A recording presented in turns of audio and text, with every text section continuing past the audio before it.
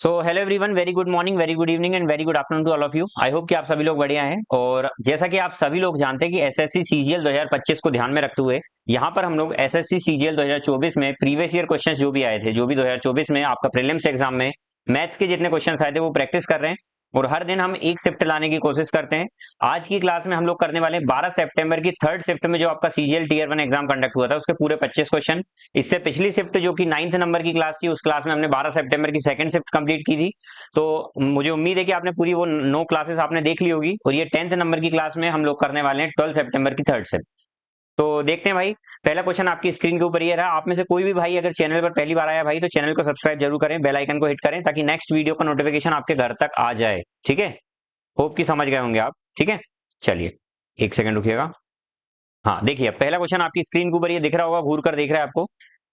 A pair of straight line from an external point F intersect a circle at A and B and touches the circle at C.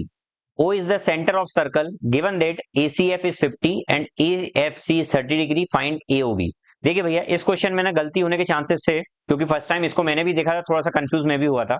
देखिएगा, यहाँ पर diagram बनाना सबसे बड़ी बात है। पहले तो बोला गया है कि कोई एक्सटर्नल पॉइंट है एफ, ठीक है, और एक सर्कल है। इस तरीके से सर्कल है। सर्कल पर क्या टच हो रहा है भैया? बोल रहा है a pair of straight line from an external point F intersect circle at A and B. A and B पर इंटरसेक्ट करती है भैया। तो देख लेते हैं भैया ए और बी पर कहाँ करेंगे। मान लेते हैं यहाँ पर भाई इंटरसेक्ट कर रहा है ए और बी पर। तो पहले तो ए और बी पर ये कर दिया मैंने। मैंने बोला ए और बी पर यहाँ करेगा, ये एफ पॉइंट है। अच्छा, उसमें ये बोला है कि एफ छोटा है एफ बी से। तो भैया बी बड़ा है ना, तो बी कहाँ होना चाहिए? बी दूर होना चाहिए, तभी तो एफ बी बड़ा होगा। और ए यहाँ होना चाहिए, तो ये ए बी मैंने लिख दिया। आगे क्या बोला? एंड टचेस सर्कल एट सी। और एक और जो पेयर था वो सी पर टच कर रहा है। तो एक ही जगह टच कर रहा है मतलब वो टेंजेंट की तरह होगा। देखिए, जो सर्कल को दो पॉइंट पर टच करता है उसको हम सीकेंट बोलते हैं, जो एक पॉइंट पर टच करता है उसे हम टेंजेंट बोलते हैं। ठीक है भाई। और कॉर्ड किसे बोलते हैं? कॉर्ड मतलब टच कर कर सर्कल में ही रह जाता है, that is called chord. Like radius, जैसे डायमीटर आपका होता है जो कट करता है और वहीं रह जाता है सर्कल में, दिस इज कॉर्ड। लेकिन छेदता हुआ कट करता हुआ निकल जाए उसको हम सीकेंट के नाम से जानते हैं। लेकिन एक ही पॉइंट पर टच करते हुए जाता है उसको हम टेंजेंट के नाम से जानते हैं। ठीक है, तो ये यहाँ पर सी पॉइंट पर टच कर रहा है। अब आगे क्या बोला गया भाई कि ओ इसका सेंटर है। मैंने मान लिया ये ओ इसका सेंटर है, ये ओ सेंटर है। आगे क्या बोला गया? ए सी एफ 50 है आपका, ए सी एफ 50 है।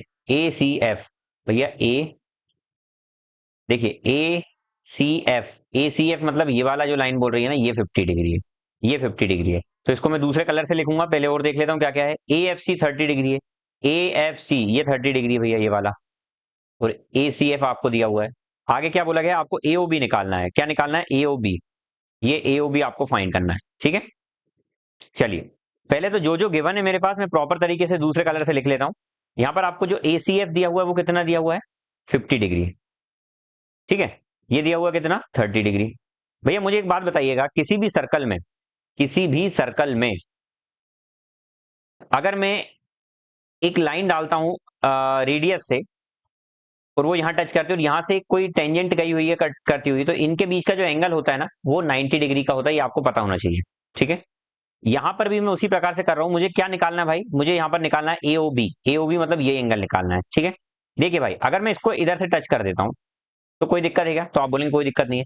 मुझे बताइएगा, ये पूरा ये रेडियस है और ये पूरा 90 होना चाहिए, लेकिन ये 90 नहीं है तो ये कितना? ये 50 तो इतना ही है, तो ये कितना होना चाहिए? 30। क्या होना चाहिए? आप बोलेंगे बिल्कुल 30 होना चाहिए। अच्छा, ये 30 है तो मुझे बताइएगा, ये दोनों आपस में रेडियस है तो ये सामने वाला एंगल इस एंगल के बराबर होगा, तो ये भी 30 आ जाएगा। आप बोलेंगे बिल्कुल 30 हो जाएगा सर। अच्छा, ये 30 आ गया। उसके बाद मुझे एक बात बताइएगा, ये जो एंगल आपको दिख रहा है, एक सेकंड, ये जो एंगल दिख रहा है आपको, ये रेडियस है। उसी प्रकार से ये रेडियस भी है, ये भी रेडियस है। मतलब ये दोनों भी तो सर बराबर ही होना चाहिए। बताइए, ये दोनों क्या बराबर नहीं होंगे? तो मुझे बताइए, ये 50 है, ये 30 डिग्री है, तो ये कितना हो जाएगा? ये पूरा, मैंने बोला अगर एक ट्राइंगल इस तरीके का बन रहा है आपसे, इस तरीके का ये ट्राइंगल, ये 50 डिग्री दिया हुआ है, ये 30 डिग्री दिया हुआ है, तो क्या ये 80 डिग्री नहीं होगा? तो हम बोलेंगे सर ये जो पूरा है ये 80 डिग्री होगा। कितना? 80 डिग्री होगा। लेकिन उसमें से इतना तो 30 है, तो ये जो थीटा ये कितना? 50 डिग्री हो जाएगा। अच्छा, ये 50 है तो ये भी 50 ही होगा। आपसे निकालने का क्या बोल रहा है? ये तो भैया ये जो छोटू ट्राइंगल बन रहा है इसमें ये 50 डिग्री आ गया, ये 50 डिग्री आ गया। दोनों सेम क्यों? क्योंकि सामने वाली साइड्स बराबर है। तो ये दोनों 50 आ गए, तो ये बचा हुआ कितना होना चाहिए 80, क्योंकि ट्राइंगल के तीनों एंगल का सम कितना होता है 180 डिग्री। उसने हमसे क्या पूछा है, ए ओ बी। कहीं पर मिस्टेक हो गई क्या बाबा? देख लेते कहाँ मिस्टेक हुई है। 50 30 80 होना चाहिए, ये 50 है, ये 30 है, तो ये 80 होना चाहिए। 80 में से, एक सेकंड, ये 40 आ रहा है ना भाई, 90 है तो 40 होगा ना, ये 40 होगा, तो ये 40 है। तो अगर ये 80 आ रहा है तो ये भी 40 होना चाहिए ना, 40, तो ये 40, तो मैं बोल रहा हूँ ये 40, ये 40, तो बचा हुआ कितना 100 होना चाहिए। ठीक है, ये आंसर है आपका। होप कि आपको समझ में आ गया होगा। अगर नहीं आया तो भाई एक बार और रब करके अच्छे से बता देता हूँ, थोड़ा सा डायग्राम छोटा बन गया हो तो। ठीक है, मैं बोलता हूँ ये डायग्राम है आपके पास। ठीक है, यहाँ पर आपको एक लाइन इस तरीके से जा रही है और एक लाइन इस तरीके से जा रही है। ठीक है, उसमें ये बोला गया है आपको कि ये वाला एंगल फाइंड करना है, ये वाला, ये एंगल फाइंड करना है। यहाँ पर ये सी है और एफ बी बड़ा, ये बी है, ये ए साइड है और ये एफ है। आपको ये दिया हुआ कितना, आपको ये गिवन है कितना, आपको ये गिवन है 30।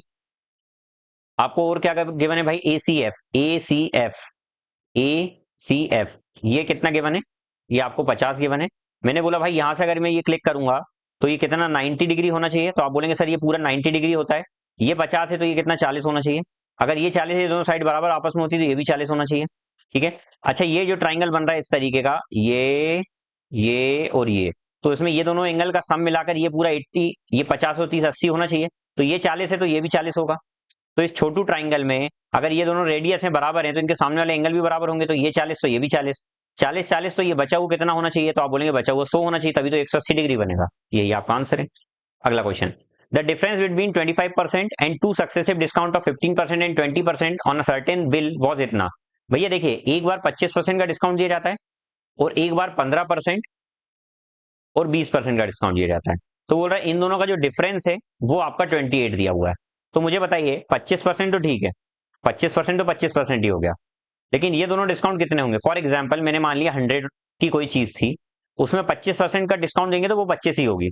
लेकिन 100 पर अगर 15% का डिस्काउंट दूंगा, तो पहले तो 15% का डिस्काउंट दिया, ठीक है, तो 15% का डिस्काउंट वो कितना हो जाएगा 85।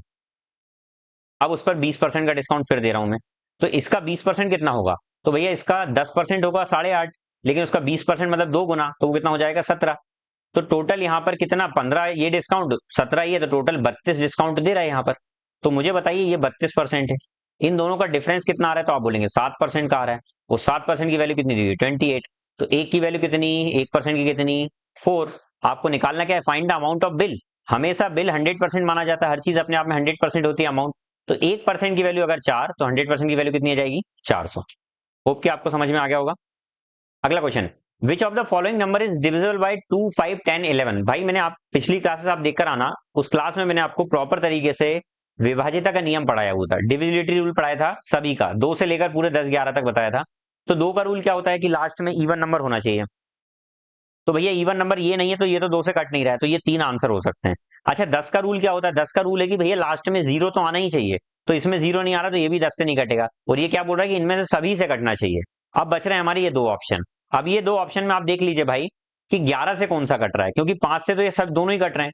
तो आप 11 से चेक करेंगे, तो 11 का डिविजिबिलिटी रूल आपको पता होना चाहिए, ऑल्टरनेट डिजिट के सम को ऐड करके माइनस कर देते, मतलब क्या, जैसे 0 + 2, 2 और 8 कितना हो जाएगा, ऑल्टरनेट डिजिट को 10 हो गया, और फिर जो बच रहे हैं वो 7 + 9 16 और 5 21।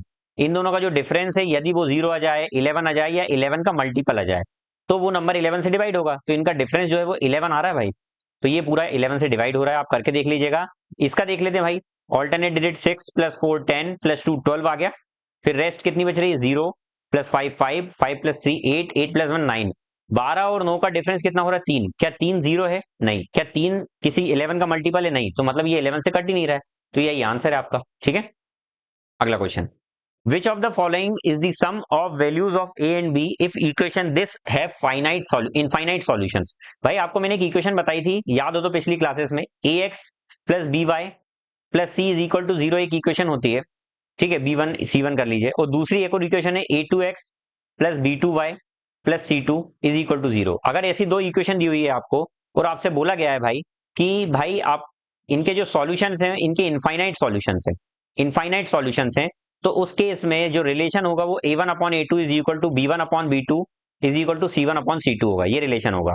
तो इसी को ध्यान में रखते हुए अगर मैं ये इक्वेशन लिखता हूं तो क्या बन जाएगी भाई, ए को उधर ले जाइए तो क्या हो जाएगा, 2x plus Y minus A equal to 0। और दूसरा ये इक्वेशन क्या बनेगी, 8x plus B Y minus 12 equal to 0। भैया यहाँ पर सेम इसी प्रकार से हमको करना है, और निकालना क्या है भाई, यहाँ पर हमको ए और बी की वैल्यू निकालना है, कोई इशू नहीं है सर। इनमें ए क्या होगा, ए मतलब x का कॉफिशिएंट को ए बोलते हैं, ठीक है। ये कॉफिशिएंट ये एलजेब्रा है, और एलजेब्रा कांस्टेंट और वेरिएबल से मिलकर बनता है।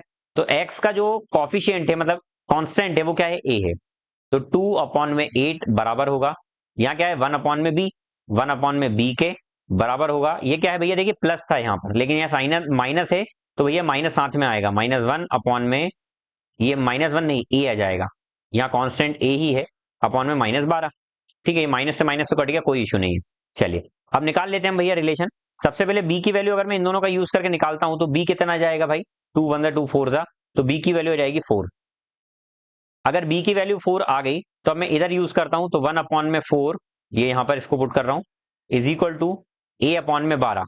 ठीक है, तो 4 3 जा 12, तो ए की वैल्यू कितनी आ गई 3। भैया क्या बोल रहा है, दोनों का सम, तो ए और बी का सम कितना है भाई, दिख रहा होगा 4 + 3 7। ठीक है, चलिए अगला क्वेश्चन देखते हैं भाई, बहुत ही सुंदर क्वेश्चन है। ठीक ठाक क्वेश्चन से, ज्यादा टफ अभी तक तो नहीं लग रहे हैं, मुझे नहीं पता आपको कितने टफ लग रहे हैं। How much simple interest will 6700 earn in 13 months at 12% interest rate per annum. 12% प्रति वर्ष की दर से 13 महीनों में 6700 पर कितना साधारण ब्याज लगेगा भाई। देखिए साधारण ब्याज मतलब सिंपल आपको इंटरेस्ट निकालना है, ब्याज निकालना है। मुझे एक बात बताइए कि अगर आपका इंटरेस्ट रेट 12% है पर एनम, 12% पर एनम मतलब 12 महीने में आपको 12%, आपको 13 महीने का निकालना है, तो 13 मंथ में कितना परसेंट लगेगा भैया, 13%। 12 महीने में 12%, तो एक महीने में 1%, तो 13 महीने में 13%, तो 13% ब्याज लगेगा किस पर, 6700 पर। तो कुछ नहीं करना सर, 6700 का आपको 13% फाइंड करना है, वही आपका ब्याज होगा। ठीक है, समय हमने निकाल ही लिया कि 13 महीने का, तो 13%, परसेंट रिमूव करके 100, 2 से सुन सवा सुन, 13 7 91 का 1 आ जाएगा, 9 कैरी ओवर, 13 6 कितना होता है 78, 78 में 9 जोड़ेंगे तो कितना हो जाएगा 87, तो 871 आंसर है इसका, यही आपका आंसर था भाई।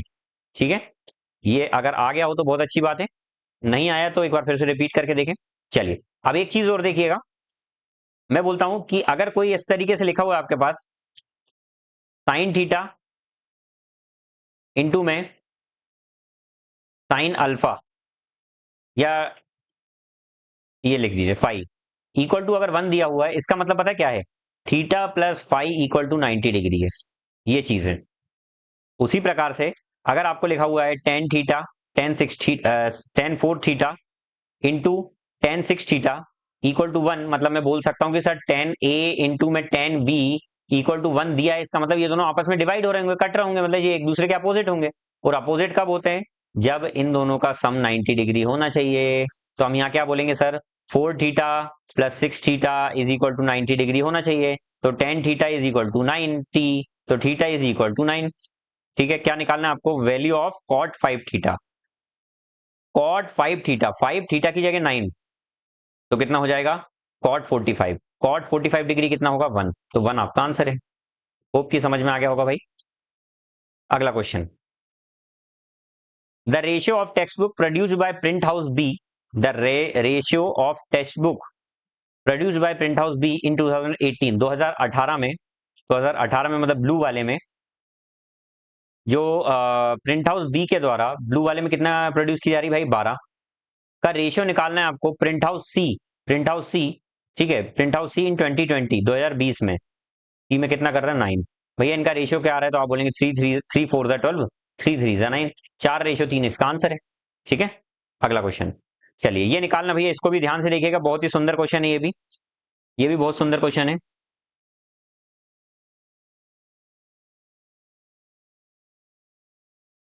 देखो यहां पर बोला गया है कि एबीडी और एफईसी ट्राइंगल है, जिसमें बीएडी 60 डिग्री है, बीएडी ये 60 डिग्री है, बीडी बराबर है आपका, बीडी मतलब ये साइड, बीडी साइड बराबर है आपकी, किस साइड के बराबर है भैया बीडी, बीडी बराबर है आपकी ईसी के, ईसी मतलब क्या, ये ईसी के बराबर है। आगे क्या बोला गया है, एबीडी, एंगल एबीडी कौन सा भैया, एंगल एबीडी, एंगल एबीडी और एफईसी 90 डिग्री, मतलब ये एबीडी और ये 90 डिग्री, कोई बात नहीं। आगे क्या बोला गया है, एबी बराबर है एफई के, एबी बराबर है एफई के, बहुत सही बात है भाई, एबी और एफई एक दूसरे के बराबर हो गए। ठीक है, आगे क्या बोला है, find the ratio of BAD and FCE। BAD मतलब इसका, और FCE इसका रेशियो निकालना है आपको। मुझे एक बात बताइएगा ध्यान से, कॉन्ग्रुएंसी आपने अगर जीवन में पढ़ी हो तो यहां पर ये दोनों ट्राइंगल ना भाई, साइड एंगल साइड कॉन्ग्रुएंसी से बराबर हो रहे हैं। आप बोलेंगे कैसे, यहां पर देखिएगा एक ट्राइंगल बन रहा है अपना, जिसका ये 60 डिग्री है, ये 90 डिग्री है, इसका नाम है DBA ABD। और एक ट्राइंगल और क्रिएट हो रहा है यहां पर, जिसका नाम क्या है, FEC, जिसमें ये 90 डिग्री है। अच्छा, ये साइड दोनों की आपस में बराबर है, दूसरा ये साइड आपस में दोनों की बराबर है, तीसरा ये एंगल दोनों का बराबर है। तो भैया देखिए, ये साइड के बराबर है, ये साइड के बराबर है, बीच के एंगल बराबर है। तो साइड एंगल साइड कॉन्ग्रुएंस है, ये एंगल दोनों कॉन्ग्रुएंस हो गए। कॉन्ग्रुएंस मतलब होता है डिक्टो same.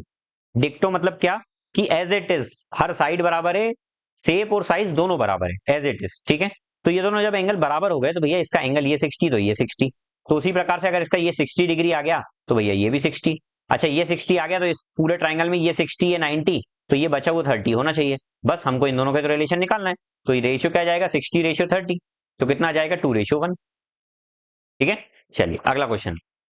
The pie chart, the following pie chart shows the percentage distribution of total 1600 employees. ठीक है, 1600 एम्प्लॉय हैं डिफरेंट डिपार्टमेंट में, जिसमें मेल और फीमेल का रेशियो आपको दिया गया है। आपको आंसर देना है किसका, what is the percentage of number of employ in production department. भैया प्रोडक्शन डिपार्टमेंट में जितने, what is the percentage of number of employ in production department, production department में जितने एम्प्लॉय हैं कितने भैया, 30%। 1600 का 30%, तो 1600 का 30% अगर मैं निकालूंगा तो आपको बहुत अच्छे से आना चाहिए। 1600 का 30% 480 आ जाएगा, 480। तो इसका निकालना किसके साथ, इसका ये कितना परसेंट है, किसके साथ निकालना, to the number of female employ in all department taken together. Calculative question है भाई, क्योंकि आपको सभी डिपार्टमेंट की फीमेल निकालना है। अच्छा, सभी डिपार्टमेंट की फीमेल निकालने से पहले आपको एक चीज और निकालना पड़ेगा, और वो क्या है, कि सर पहले तो हर डिपार्टमेंट में कितने कितने लोग हैं वो निकालना पड़ेगा। अच्छा, 1600 है तो 1600 का प्रोडक्शन डिपार्टमेंट में तो 480 आ गया। 1600 है, 1600 का ये कितना 8% निकालना है। 1600 का 8% कितना निकालेंगे, तो 16 8 जा कर देंगे, क्योंकि 1600 का 1% 16 हो जाएगा। तो 16 8 जा कितना हो गया, 128। अच्छा, 1600 का IT में 15% है, तो IT में 15% है तो कितना हो जाएगा, तो वो हो जाएगा 240 15%। अकाउंट में 25% मतलब 400 हो जाएगा 1600 का। मार्केटिंग में 22%, तो 22% निकालना है तो 220, और या 16 320 और 32, तो कितना हो जाएगा 352। ये आ गया भाई हर डिपार्टमेंट में। अब उसमें फीमेल कितनी है, तो देखिए पहले एचआर में कितने आए हमारे टोटल 128। 128 में हमको फीमेल कितना हिस्सा है, 5वां हिस्सा है 8 में से। तो 8 वन जा, इसका कितना निकालना है हमको, हमको इसका निकालना 5/8वां हिस्सा। तो वो कितना हो जाएगा, 8 वन जा 8, 8 वन जा 8, 8 6 जा 48, तो इसका 80 फीमेल है भैया इसमें। उसके बाद आईटी में कितने पीपल है, आईटी में आप बोलेंगे 240 है, तो 240 का कितना हिस्सा निकालना है, तो आप यहाँ पर घूर कर अगर देखेंगे तो 240 का हमको निकालना है तीसरा हिस्सा, कितने में से, 3/5 में से। ठीक है, तो 48 3 हो जाएगा, तो 120 और 24 144 हो जाएगा इसमें फीमेल। अकाउंट में कितना आ जाएगा भाई, अकाउंट डिपार्टमेंट आप देखिए 400 लोग हैं, तो इसका 400 का आपको 400 का आपको 7/10 हिस्सा निकालना, तो 280 आ जाएगा। ठीक है, हाँ 280 आ जाएगा।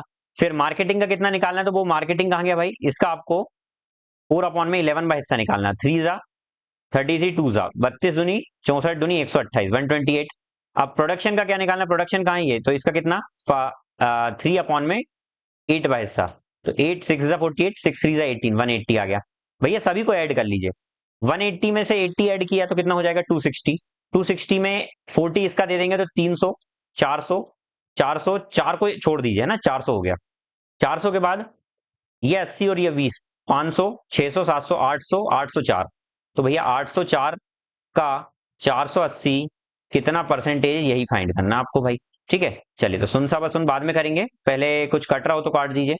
4 2 8 0 4 1 4 4 25 सा 0 25 8 200 का 0 20 यहाँ 20 100 120 अपॉन में 201। आप देखेंगे ना भाई 200 से अप्रोक्स 60 बार में जाना चाहिए, 60 के सबसे नजदीक यही है, सबसे नजदीक यही यही आंसर आएगा आपका।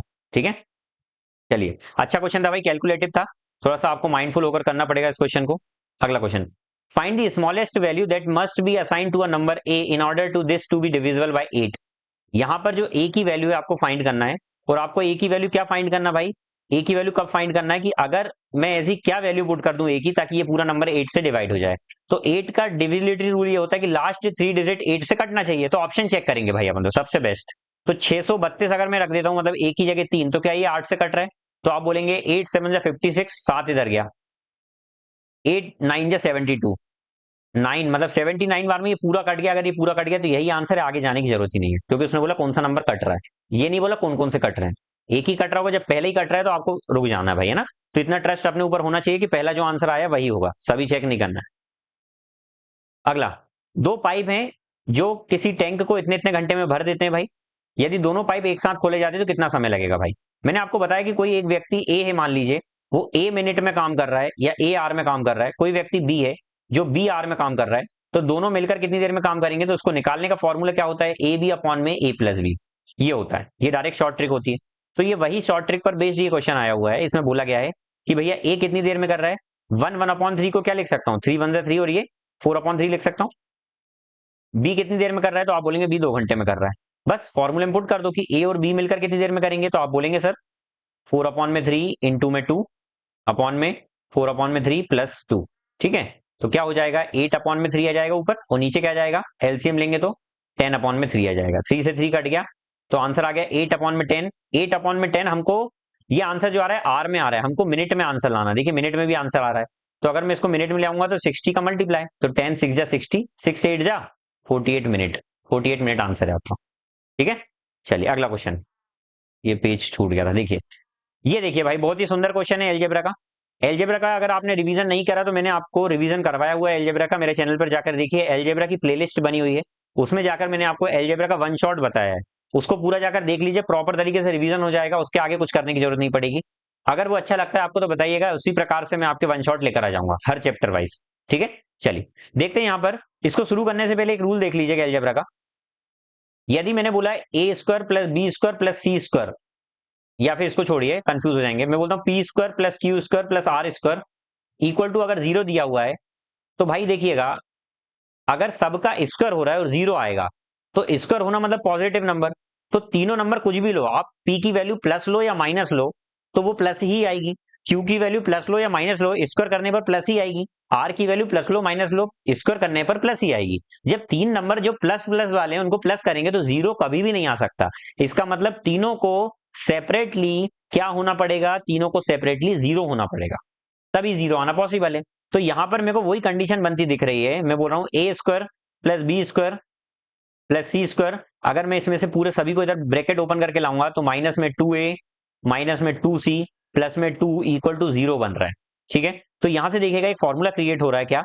ए square minus 2ab plus B square. कैसा? जैसे मैंने लिखा ए स्क्वायर माइनस 2a, और ये इसमें से एक ब्रेक करके मैंने एक इसको दे दिया, तो एक फॉर्मूला यहाँ क्रिएट हो गया। प्लस यहाँ पर बी स्क्वायर को देखिए, बी स्क्वायर को बी स्क्वायर रहने दीजिए। अब सी के साथ फिर क्रिएट हो रहा है, देखिए सी स्क्वायर माइनस में 2c प्लस इसका जो एक 1 बच रहा था वो इसको दे दिया। तो आप देखेंगे यहाँ पर घूर कर, किसको घूर कर देखेंगे अगर इसको, तो ये बन गया a-1 का whole square plus B square. ये क्या बन गया?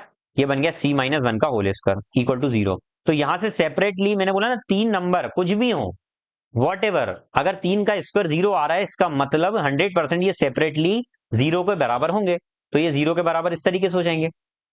ठीक है, तो यहां से ए की वैल्यू कितनी आ जाएगी? 1, बी की वैल्यू कितनी रहेगी? 0, और सी की वैल्यू कितनी आ जाएगी? 1। ये तीनों इस तरीके से रहेंगे। आपको निकालना क्या है? इन तीनों का क्यूब। भाई इन तीनों का क्यूब निकालना है तो हम क्या करेंगे? तो आप बोलेंगे सर क्यूब निकालना है तो ए की वैल्यू 1 पुट करेंगे तो 1 का क्यूब, बी की वैल्यू 0 प्लस 1 का क्यूब। तो आंसर कितना? 2 आ रहा है भाई। तो ये 2 आपका आंसर है। क्या समझ में आया? ये कंसेप्ट अगर समझ में आया तो भाई कमेंट बॉक्स में लिखकर बताइए सर बहुत अच्छे से समझ में आया। ठीक है, कॉपी लेकर बैठा करिए भाई, जो भी अभी प्रिपरेशन फेज में है, जिनका रिवीजन चल रहा है उनकी कोई बात नहीं है, लेकिन जो अभी प्रिपरेशन कर रहे हैं, जो अभी सीखने आ रहे हैं कंसेप्ट को, तो एक कॉपी लेकर बैठे और इस तरीके से जो फॉर्मूले होते हैं उन इंपॉर्टेंट फॉर्मूले को लिखें, क्योंकि कहीं ना कहीं क्वेश्चंस रिपीट होते हैं भाई। ये कंसेप्ट आप देखिए, आप सोचेंगे कि क्लास करके ही वन शॉट में सब कुछ हो जाएगा, तो ऐसा नहीं होता है। मल्टीपल जगह से आपको पढ़ना पड़ता है, मल्टीपल बुक्स के क्वेश्चंस लगाना होता है। ठीक है, तो आपको ये ध्यान से इस तरीके के जो क्वेश्चंस हैं, इनमें जो फॉर्मूले मैं बता रहा हूं, इनको कॉपी में एक बार नोट डाउन कर लिया करें। ठीक है, अगला देखें। A boatsman goes 2 kilometre against current. Current के अगेंस्ट जाना मतलब विपरीत जाना, तो अगेंस्ट जाने में स्ट्रीम के अगेंस्ट जाता है 1 घंटे में 2 किलोमीटर। भैया तो 2 किलोमीटर 1 घंटे में जाता है तो ये तो स्पीड ही तो हो गई ना। तो करंट के अगेंस्ट जा रहा है, मतलब डाउन स्ट्रीम स्पीड है, up stream, up stream speed बोलते हैं। अप स्ट्रीम का मतलब क्या होता है, धारा के प्रतिकूल, प्रतिकूल मतलब विपरीत जाना, अनुकूल मतलब साथ में। जैसे हम बोलते हैं ना कि कंडीशन अनुकूल है, फेवरेबल है, मतलब धारा के साथ बह रहे हैं आप, तो फेवरेबल कंडीशन है। धारा के विपरीत जाएंगे तो प्रतिकूल हो जाएगा, मतलब अप स्ट्रीम हो जाएगा। तो यहाँ पर अप स्ट्रीम स्पीड कितनी है, 2 किलोमीटर हर 1 घंटे में, हर 1 घंटे में, इसका मतलब इसकी स्पीड ही है 2 किलोमीटर पर आवर। ठीक है। उसके बाद डाउन आगे क्या बोला कि 1 kilometre along with current, along with current मतलब धारा के साथ, अलॉन्ग विद मतलब धारा के साथ, मतलब डाउन स्ट्रीम स्पीड। तो वो कितनी है सर, वो बोल रहा है कि वो जा रहा है 1 किलोमीटर 10 मिनट में। भैया तो स्पीड मिनट में थोड़ी निकलेगी, मैं बोलता हूँ कि 1 किलोमीटर 10 मिनट में, तो मैं बोलता हूँ 60 मिनट में कितना जाएगा, 60 मिनट में, तो आप बोलेंगे 60 मिनट में 6 किलोमीटर जाएगा। तो उसकी डाउन स्ट्रीम स्पीड कितनी हो जाएगी, इसका मतलब 1 घंटे ही तो होता है, तो वो हो जाएगी 6 किलोमीटर पर आवर। और कभी भी ध्यान रखिएगा, अगर अप स्ट्रीम स्पीड दी हुई है आपको मान लीजिए ए, और डाउन स्ट्रीम स्पीड दी हुई है आपको मान लीजिए बी, तो यहां से अगर आपको बोट की स्पीड निकालना है ना भाई, बोट की, तो बोट की स्पीड डायरेक्ट निकलती है a+b/2, और यहां से अगर आपको स्ट्रीम की स्पीड निकालना है तो वो डायरेक्ट निकलती है a-b/2। क्या बात समझ में आ गई, क्या बात समझ में आ गई। एक सेकंड, यहाँ डाउन स्ट्रीम स्पीड बी है ना, तो हमेशा डाउन स्ट्रीम ज्यादा होती है ना, तो इसलिए b-a करेंगे, b-a करेंगे। ठीक है। तो यहाँ पर इसी फॉर्मूले को यूज करके मुझे यहाँ पर क्या क्या मिल गया भैया, अप स्ट्रीम स्पीड मेरी कितनी आ गई 2, और डाउन स्ट्रीम स्पीड कितनी है 6। आपको निकालना क्या है, how long it will take to go 6 kilometre in stationary water. Stationary water मतलब क्या, आपको बोट की स्पीड निकालना है, तो सबसे पहले बोट की स्पीड निकालिए, क्या होगी, तो आप बोलेंगे 2+6/2, तो वो कितनी हो जाएगी 4 किलोमीटर पर आवर। ये बोट की स्ट्रीम हो गई। वो बोल रहा है 6 किलोमीटर आपको जाना है बोट की स्पीड में, बोट से भैया बिना धारा के, मतलब धारा नहीं चल रही, मतलब बोट से ही जाएंगे आप, इसमें कोई भी रुकावट नहीं होगी। तो आपको 6 किलोमीटर जाना है, तो स्पीड इतनी है, 6 किलोमीटर जाना है, तो आपको टाइम कितना लगेगा, तो टाइम का फॉर्मूला क्या होता है, डिस्टेंस अपॉन में स्पीड। टू टू 3 मतलब क्या, 1.5 घंटे, 1.5 आवर। समझ में आ गया भाई। चलिए, यहां पर एक्स वाई जेड की वैल्यू क्या हो सकती है जो इसको सेटिस्फाई करेंगे, इन इक्वेशंस को। कुछ नहीं करना भाई, सेटिस्फाई कराना ही तो फॉर्मूला पुट करिए ना। कोई भी एक इक्वेशन उठा लीजिए, मैंने बोल दी भाई पहली इक्वेशन ले लेते 5x-3y+7z = 22। ठीक है। सभी इक्वेशन को पुट करके देखेंगे, तो यहां पर मैंने बोला कि भाई एक्स की वैल्यू -5 पुट करी, तो -5 करेंगे तो यह आ जाएगा -25। यहाँ पर y की वैल्यू 3, तो ये 3 3 9 -9, और z की वैल्यू -8, तो 8 7 56, तो -56। तीनों को ऐड करके भैया ये आ ही नहीं रहा माइनस, तो ये आंसर हो गई नहीं। दूसरा 5 ऐड करा फिर, तो ये हो जाएगा 25। ये माइनस का 8 ऐड करेंगे, तो ये माइनस माइनस मिलकर प्लस 24, प्लस का 3 तो 21। भैया ये 22 ये भी नहीं आएगा। ये देखते हैं, 5 -5 पुट करा तो ये हो जाएगा -25। फिर ये y की जगह 3 पुट करा, तो ये 3 3 9, तो माइनस का 9, प्लस z की जगह 8 पुट किया तो 56। इन सबको सॉल्व करेंगे भाई तो 22 आ रहा है, यही आपका आंसर है। क्या बात समझ में आ गई। उम्मीद करता हूं कि आपको ये बात आपके भेजे में से पूरी अंदर से चली गई होगी। ठीक है। चलिए अगला क्वेश्चन। भाई इस क्वेश्चन का आपको दिख नहीं रहा होगा ऑप्शन, एक सेकंड में ये देख कर ही बैठा था, पीपीटी में देखा था मैंने, वो थोड़ा सा उसकी क्वालिटी सही नहीं है, देख लीजिएगा। यहाँ पर ये दिया दिया हुआ है 20, ये दिया हुआ है 12.5, ये दिया हुआ है 15, ये 10, ये 5, ये दिया हुआ है 20, और ये बाबा है 17.5। आपको क्या निकालने का बोला भैया, यहाँ पर पूरा एक्सपेंडिचर दिया हुआ है आपको, खर्च दिया हुआ है। ठीक है। खर्च में पहला जो बता रहा है, ये क्या दिखा रहा है भाई, इंफ्रास्ट्रक्चर पर इतना खर्च हो रहा है, फिर दिखा रहा है ट्रांसपोर्ट पर इतना हो रहा है, तो इस तरीके से पूरा दिया हुआ है। आपको बोला था total amount of expenditure of company is, expenditure of company, total amount जो कंपनी का है, पूरा खर्च है, वो कितना है पहले तो वो देख लो। तो 20, सबसे पहले तो ये आधे आधे वालों को ऐड करो, 12.5 और 17.5 कितना हो जाएगा, 30, 40 50, 60 70, 80 90 100, तो टोटल 100 खर्च हो रहा है, टोटल एक्सपेंडिचर इतना है। तो वो कितने गुना है आर एन डी के खर्चे का, आर एन डी पर ये हो रहा है खर्च भाई 5 का। तो भैया ये 5 का कितने गुना है, कौन 100 कितने गुना होगा भैया, तो आप बोलेंगे एक्स मान लिया हमने, तो 100/5, तो 20 गुना इसका आंसर है। ये आंसर है आपका। ठीक है। ये आर एन डी लिखा हुआ है, आर एन डी पर जो खर्च हो रहा है। ठीक है। आगे रिसर्च एंड डेवलपमेंट होता है आर एन डी का मतलब। ठीक है। The circumference of base of conical tent, conical tent का जो सरकमफेरेंस दिया हुआ है, कभी भी याद रखना कोनिकल टेंट इस तरीके का होता है, तो उसका जो बेस होता है वो हमेशा सर्कल ही होता है, तो उसका सरकमफेरेंस 2πr ही होगा। उसकी हाइट, उसका सरकमफेरेंस कितना दिया हुआ है आपको, 32 पाई मीटर। अच्छा उसमें हाइट दी हुई है आपको 8 मीटर, तो यहां से आपको निकालना क्या, curved surface area. Curved surface area क्या होगा भैया, इसमें देखिएगा, इसमें ये तो होती है हाइट, ये होती है लेटरल लेंथ, और ये होती है रेडियस। तो यहाँ पर एक बार ध्यान से घूर कर देखते रहिएगा। यहां से अगर मैं निकालता हूं, पाई से पाई कट जाएगा, तो आर की वैल्यू कितनी आ जाएगी, 16। रेडियस 16 है, हाइपोटेनस इतना है, आपको निकालना क्या है, कर्व्ड सरफेस एरिया। कौन का कर्व्ड सरफेस एरिया का फॉर्मूला होता है पाई आर एल। लेटरल, ये लेटरल हाइट होती है, लेटरल मतलब ये स्लेंट हाइट। तो भैया स्लेंट हाइट कैसे निकलेगी भैया, तो अगर ये ध्यान से मैं घूर कर ये ट्राइंगल को देखूंगा ना भाई, तो ये 90 डिग्री है, रेडियस अपना ये था 16 आ गया, हाइट जो है वो 8 दी हुई है, तो ये निकालना है आपको, यही लेटरल सरफेस एरिया है। तो ये क्या होगा भाई, 8 16, तो ये √2 हो जाएगा। कितना हो जाएगा ये, 8 √2। आप पाइथागोरस थ्योरम का यूज करके इसको निकाल सकते हैं, ठीक है। 8 √2 नहीं होगा यार, 14 √5, 8 √5 होगा, ठीक है, 8 √5, ठीक है, 8 √5 होगा। निकालना क्या है, पाई आर एल, तो पाई इंटू में रेडियस कितना हो जाएगा 16, इंटू में एल 8 √5। 16 8 जा कितना होता है, तो आप बोलेंगे सर 16 8 जा होता है, हमारा आंसर सही आ रहा है, हाँ 16 8 जा होता है 128, 128, और √5 आ जाएगा, और साथ में पाई भी चल रहा है, तो ये आंसर आपका ये मिल रहा है, ठीक है। चलिए अगला question, find the exact value of this. भैया ध्यान से देखिएगा, इसको मैं ब्रेक करूंगा किसमें, चलिए सबसे पहले तो क्वाड्रेंट पढ़ा देता हूँ भाई। ये 0 डिग्री होता है, ठीक है, ये 90 डिग्री होता है, ठीक है, ये 180 डिग्री होता है, ठीक है, ये 270 डिग्री होता है, और इस तरीके की साइकिल चलती जाती है। और जिसका रिलेशन 90 से होता है, ध्यान से देखिएगा, उसमें क्वाड्रेंट, उसमें क्वाड्रेंट चेंज होता है, बस इतना ध्यान रखिएगा, चेंज होता है। और जिसका रिलेशन 180 डिग्री वाली लाइन से होता है, उसका क्वाड्रेंट चेंज नहीं होता है। पहली बात इतनी ध्यान रखी, ठीक है। उसके बाद एक चीज और ध्यान रखिएगा, यहाँ साइन, यहाँ कॉस, यहाँ टेन, यहाँ कॉसेक, यहाँ सेक, और यहाँ कॉट, ये पॉजिटिव होते हैं, और यहाँ पर ऑल पॉजिटिव होते हैं, ऑल पॉजिटिव। अच्छा, अब मैं साइन को किस तरीके से लिख सकता हूं, तो आप बोलेंगे सर साइन को आप लिख दीजिए 90 + 60 डिग्री। तो क्या इसमें कोई तकलीफ है आपको, तो आप बोलेंगे बिल्कुल तकलीफ नहीं है। सर साइन 90 से ब्रेक किया आपने, मतलब 90 से कनेक्टेड है, तो साइन 90 + थीटा, साइन 90 + थीटा, यहाँ पर क्या बन रहा है, साइन 90 + थीटा, मतलब 90 से कुछ प्लस कर रहा हूं, मतलब इस क्वाड्रेंट में कूद गया हूं। और ये वाला जो पहला क्वाड्रेंट होता है, इसको पहला क्वाड्रेंट बोलते हैं, इसमें साइन और कॉसेक पॉजिटिव होते हैं। तो हम क्या बोलेंगे सर, साइन 90 + थीटा क्या बन जाएगा, साइन थीटा नहीं बनेगा, इसमें क्वाड्रेंट चेंज होता है, तो साइन चेंज हो जाएगा किसमें, कॉस में, और ये थीटा मतलब 60 डिग्री हो जाएगा। मतलब बोलने का ये था कि sine 90 + theta is equal to होता है कॉस थीटा। उसका मैंने डेरिवेशन भी बता दिया कैसे। तो cos 60 की वैल्यू कितनी होती है, तो cos 60 होता है 1/2, और 1/2 को शास्त्रों में हम 0.5 भी लिख सकते हैं भाई। क्या बात समझ में आ गई।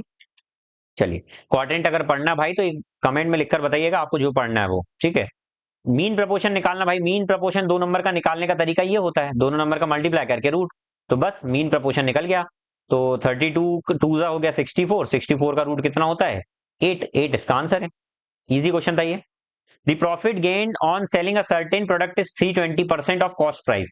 भैया कॉस्ट प्राइस का 320% प्रॉफिट होता है, क्या बात है। अगर मैंने मान लिया कॉस्ट प्राइस 100 है, तो इसका 320%, इसका 320%, किसी भी नंबर का 100 से निकालेंगे तो उसका 320% भी 320 ही होगा।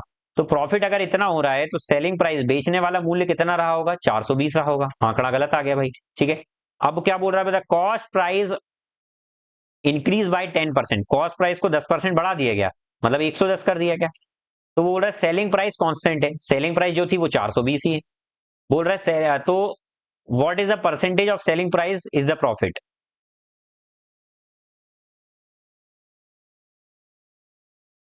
अच्छा, तो प्रॉफिट यहां पर बोल रहा है कि विक्रय मूल्य का कितना प्रतिशत प्रॉफिट है। अब यहां पर बताइएगा मुझे, 10 अगर ये बच गया, तो जो प्रॉफिट अभी तक 320 का हो रहा था, वो 10 प्रॉफिट कम होने लगेगा, 310 का होगा।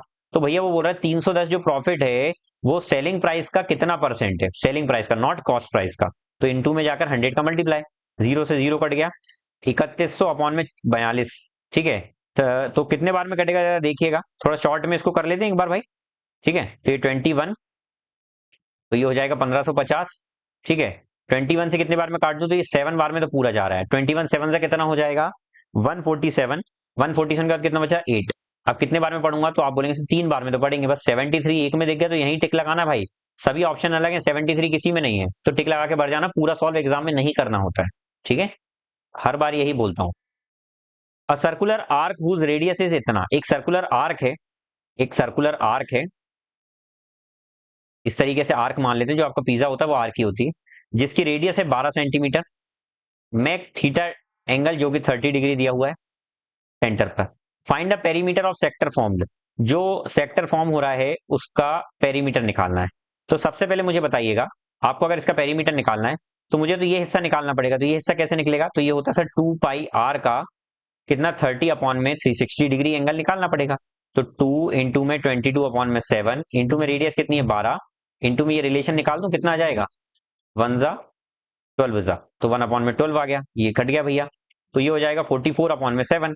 ठीक है, तो ये कितना आ रहा है अप्रॉक्स, भैया इसका मुझे पेरीमीटर निकालना है इस पूरे सेक्टर का, तो इस पूरे टुकड़े का अगर मैं पेरीमीटर निकालूंगा तो सर ये 12 रेडियस तो 24 तो हो ही जाएगा, प्लस साथ में ये और ये कितना निकल गया हमारा ये, तो इसको काट के लिखते हैं कितना आ रहा है, तो भैया आंसर जो होगा वो 24 से तो 100% बड़ा ही आएगा। ठीक है, और बड़ा भी कितना आएगा तो आप देख लीजिए, 7 8 जा 7 7 जा 49, 7 6 जा तो 6 तो ऐड हो ही जाएगा, 7 6 जा 42, काटा था मैंने, कितना बचा 2, 7 2 जा 14, 6.2 मतलब 30.2 के समथिंग आ रहा है, वो यही आंसर है आपका। ठीक है, अगला question, a merchant mixes two variety of sugar 5 kilo 3 kilo which cost him 4 रुपए और 6 रुपए रिस्पेक्टिवली। मर्चेंट ने क्या करा, 5 किलो शुगर जिसकी कॉस्ट है 4 रुपए, और दूसरा पर केजी, और दूसरा 3 किलो शुगर जिसकी कॉस्ट है 6 रुपए पर केजी, दोनों को मिक्स कर लिया तो उसकी कॉस्ट क्या होगी भैया, तो वेटेड एवरेज निकाल दीजिए, सबसे बेस्ट है। क्या करेंगे वेटेड एवरेज के लिए, 5 इंटू में 4 प्लस 3 इंटू में 6 अपॉन में इन दोनों का एडिशन, क्वांटिटी का एडिशन, तो क्या हो जाएगा 20 प्लस 18 अपॉन में 8, तो कितना हो जाएगा 38, ये 38 आ गया अपॉन में 8, 8 4 द 32, कितना बच रहा है, पॉइंट लगाओ कितना बच रहा है 6, जीरो बढ़ गया, 8 7 द 56.4.75 इसका आंसर। ठीक है, अगला question, the proportion of Suresh spending on saving is 3:1, Suresh का जो खर्चा है एक्सपेंडिचर से उसका सेविंग का रेशियो आ रहा है 3:1। ठीक है, मतलब उसकी इनकम जो आ रही होगी भाई, इनकम दोनों को ऐड करके तो होती 4 होगी। ठीक है, उसने क्या बोला कि अगर उसकी सैलरी राइज हो जाती 25%, सैलरी राइज हो जाती 25%, इसको 25% बढ़ाना मतलब 1/4 बढ़ाना, मतलब 4 पर 1 बढ़ाना, तो बिल्कुल बढ़ गया सर, ये 5 हो गया बढ़कर। तो बोल रहा है एक्सपेंडिचर कितना बढ़ाएं ताकि सेविंग सिर्फ 10% ही बढ़े। अगर सेविंग को 10% बढ़ाना है तो भैया देखिए कैलकुलेशन ज्यादा हो रहा है, तो इससे बेस्ट ये रहेगा कि सर आप एक काम करिएगा, आप इन सबको क्या करिएगा 30 मान लीजिए, 10 मान लीजिए और 40 मान लीजिए, इसका 25% बढ़ाना मतलब, इसका 25% बढ़ाना मतलब 25% क्या होगा इसका, तो आप बोलेंगे इसका 25% होगा 10, इसका 10 बढ़ा दिया तो ये हो गया 50।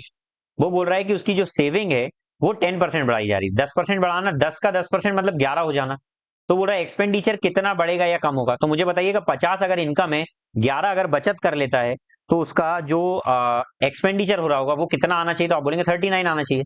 तो कितना बड़ा एक्सपेंडिचर, 9 बड़ा, कितने से 30 से, परसेंट में जाने के लिए 100 को मल्टीप्लाई, सुन सब सुन 3 3 जा 9, 30% इंक्रीमेंट हो गया, 30% इंक्रीमेंट हो गया।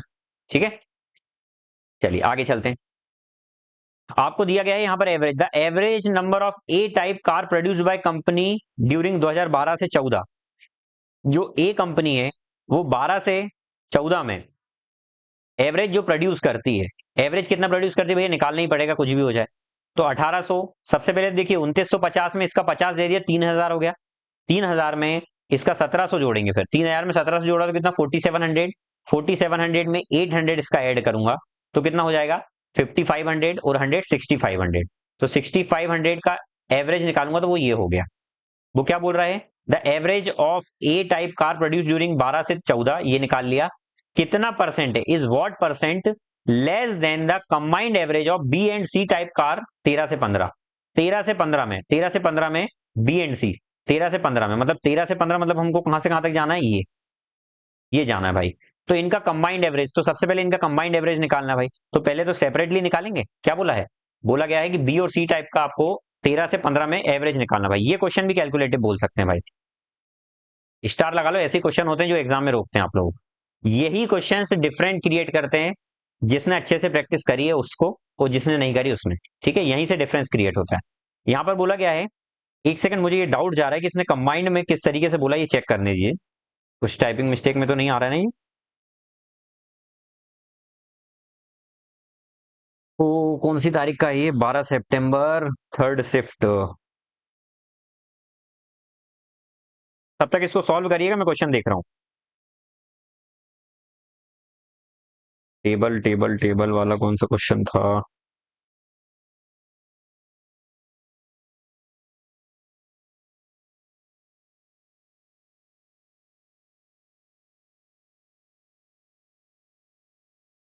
अब मिलेगा नहीं भाई, अभी हमको लग रहा है।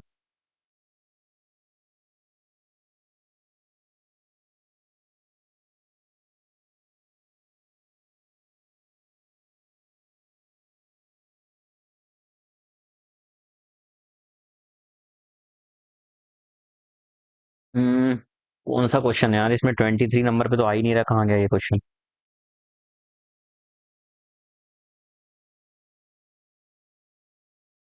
चलिए देखते हैं भाई, सॉल्व कर लेते हैं, इसी के बेस पे करते हैं, आंसर आएगा सही हमारा। देखते हैं, ठीक है। इसमें जगह कम है थोड़ा सा, मैं रब कर दूंगा, ध्यान से देखिएगा, थोड़ा सा छोटा लिखते हैं।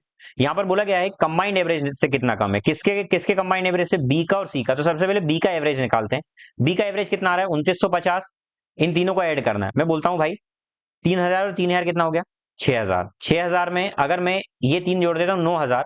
9000 में 40, इसका दे दिया 50, ठीक है। तो 9000 ये पूरा हो गया। 9000 के बाद कितना बच रहा है? इसमें से हमने कितना दिया? 10। 9210, 9210 आ गया भाई। 9210। तो इसका कंबाइंड एवरेज ये आ गया। इसका कितना आ गया? 2070। इन सबको ऐड करने तो मैं बोलता हूँ भाई 3200, 3200, 6300, 8300। 8300 में 90, नहीं 8400, 8400, 8500, 8510, इतना ही आ रहा है 8510। इसका ये थ्री, इनका कंबाइंड एवरेज अगर मैं निकालूंगा तो इन दोनों का कंबाइंड एवरेज ये हो गया, ठीक है। तो इनका कंबाइंड एवरेज निकालूंगा तो ये सम करता हूं, इधर देखिए। इन दोनों को ऐड करते हैं भाई एवरेज लेकर, तो ये हो जाएगा 8 5 17, 8 5 17 हजार 720, 17 हजार 720। और ये नीचे जाकर होगा 6। तो ये हो गया इनका कंबाइंड एवरेज। अब आपको निकालना है कि जो 6500 था वो 17 720, मतलब ये कंबाइंड एवरेज का कितना परसेंट था। बस इसको ही सॉल्व करना भैया। 3 1 3 2 काट दिया, ठीक है, कोई दिक्कत नहीं होना चाहिए। 2 से इसको काटते हैं भाई। 2 8 जा रहा है, देखिएगा। 2 8 16, 1 यार। 2 8 16, 2 6 12, 0। भैया अब क्या क्या बच गया? तो यहाँ पर देखिए 6500 अपॉन में 8860 इंटू में 100 बच गया। एक जीरो से एक जीरो कट गया भाई, सिंपली, और कुछ नहीं कटेगा। अच्छा, हमको निकालना है आंसर कहां तक आ रहा है, तो 2 से ही काटते हैं भाई। 4 1 जा 4 से नहीं कटेगा, 2 से ही कटेगा। 2 4 जा 8, 2 4 जा 8, 2 3 जा 6, 2 3 जा 6, 2 2 जा 4, 2 5 जा 10, 0। अब काट देते हैं पूरा भाई, है ना। तो अब देखते हैं कितने बार में जा रहा है।